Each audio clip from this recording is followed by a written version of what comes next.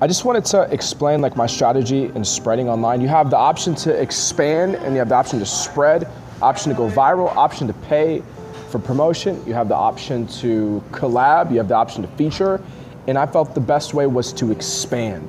So what does this mean by expand, which means to rise to the next generation? So in reality, if you are making the right decisions the first time, you expand. It's not you get views, you get bigger. Like your decisions allow you to have a larger demographic listening to your music for a very long time. So all I was doing for the last year was basically not creating filler tracks, but just allowing people to really see how talented I am in contrast to somebody else. So the affirmation I was hoping for was, it impresses people that I'm selling something and I've been doing something for 10 years. Also selling to people that I have a variety of content and that I have a lot of EPs that are for sale inside of a digital store. That store acts as a 360 distribution alternative. Basically, it is a 360. So people say you need to sign to a label. I already have that covered.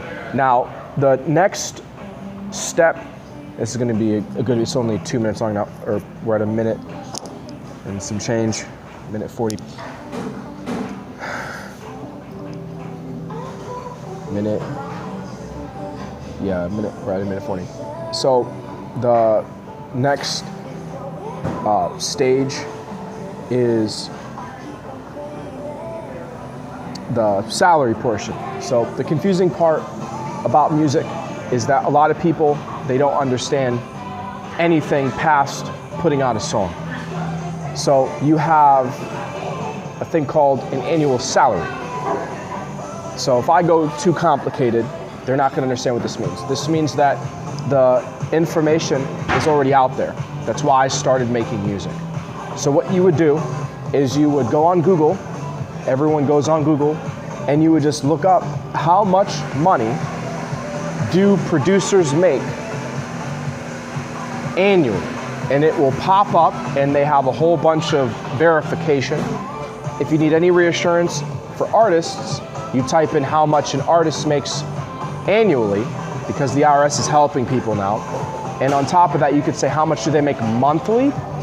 And then you can ask how much do independent artists make annually? And then you could say monthly. Now, the scary part about why I stayed outside is because it's out there. And to hear the wrong information from people, I needed them to see that. Like, it's already online. So from my honesty, for people wondering, you can make a lot of money as an independent artist in 2023. Like right now, because it's 2023, as you know, like I'm making this video, it's 2023. Back in 2016, it wasn't necessarily like this. We didn't have a whole bunch of options to sell our music, and now they, like literally about, I think, couple, 3 years ago, whatever, they just added like Thriller for independent artists. So now I've just been thrown a whole bunch of options to sell my, like, it's like whatever privileges that the signed artists have, now I'm being green. I don't know if it's everyone else, but they've given me the ability to make the same amount of money as them. So I'm not gonna talk like a businessman and be like, oh, they rose everyone's average annual up. But I'm saying that according to Google and the IRS, they're able to put out the right information for people. So now it's not a mystery. Some of those some of the artists, or my bad, some of the producers that I'm working with, the best musicians like Ariana Grande, their net worths are like 150 million. So I just want people to know, because I make an annual salary and I make money and it's liquid, I wanted to prepare people for the reality of what you do with the money. So my approach was to do a percentile to explain why I decided to do it like this is because of predestination. Predestination means that you have a choice in life to be fearless, patient, or humble, So you're gonna see that it's not about your master's degree. If someone's in a store, they're gonna be stuck in a store and they're like, Isaiah went and he went into this store, like, or into this this particular store, like Gucci, or he went into Louis Vuitton. They're gonna say, it's not that he went into Louis Vuitton, it's the fact that he would have the availability to go into Louis Vuitton, and he just kept going into different stores. So what this basically means is that for the first time in people's lives, they're realizing that time is established and that certain people will never, I'm just gonna say it like this, this really like showed me how blessed I am to have like a father in my life, but just break it. There are people that will never, I'm gonna show you how cool this is. You share what I do, so what I say here and it'll spread. There are people that will never in their lifetime, ever, I should be screaming like, ever walk into a Porsche dealership by themselves. That affirmation will never, ever happen. And people are like, oh, it's not true. They don't want to do it. For whatever reason, they don't want to do it. Maybe they're too afraid to walk in there or they're too ashamed. But that affirmation is they will, and I know the dealership is giving me credit, they will never walk into that store and look at a car. Like, that's it. Like, they'll never do it. So tell people that I walked in the Porsche, Aston Martin, yacht dealership, 2 of them, or yacht store, talk with the people in charge of it directly, told them to anticipate me asking about it, not buying, but asking how it works. Because if I wanted to host something, yeah, the Princess obviously, but like if I wanted to lease something, like how does that work? That was my main concern with the Porsche dealership. So like if I wanted to lease something, like shouldn't I just be able to go to the guy that owns this place specifically and trade in, or like don't you have that? And they're like, oh, okay, so yeah, we have used lots and stuff, and oh, we can ask people to bring in all these stuff. So like my point is there's people that will never, one more time, they will never, ever walk into specifically a Porsche dealership. And there's nothing you can do about it. And I'm gonna show you what that means. They're stuck in Subway. Let's use Subway as an example. They're stuck in Subway. In some way, shape, or form, not debt stuck, time stuck. People are like, Isaiah, why didn't you just go buy an office? I said it was so hard for me to get out of GNC. Like, I'll give an example. I'm GNC, and my dad has an office across the street. My dad was kind of giving me a hard time. I'm working 67 hours, and it's like your check comes in, and you're in that reality where it's like, well, if I buy an office, I'm never at the office. I wasted all the money I made, and I have to keep working. So I'm like, in so much shape or form, I have to get out of this environment. And it's not like get him out, like, oh, and fire him. It was like, you're saying go buy an office and work, but it's like, it's a waste of time. So that's kind of like what I meant. So it took me a while to get out of, it took me 3 jobs to get out of a store. 3 jobs, actually 4.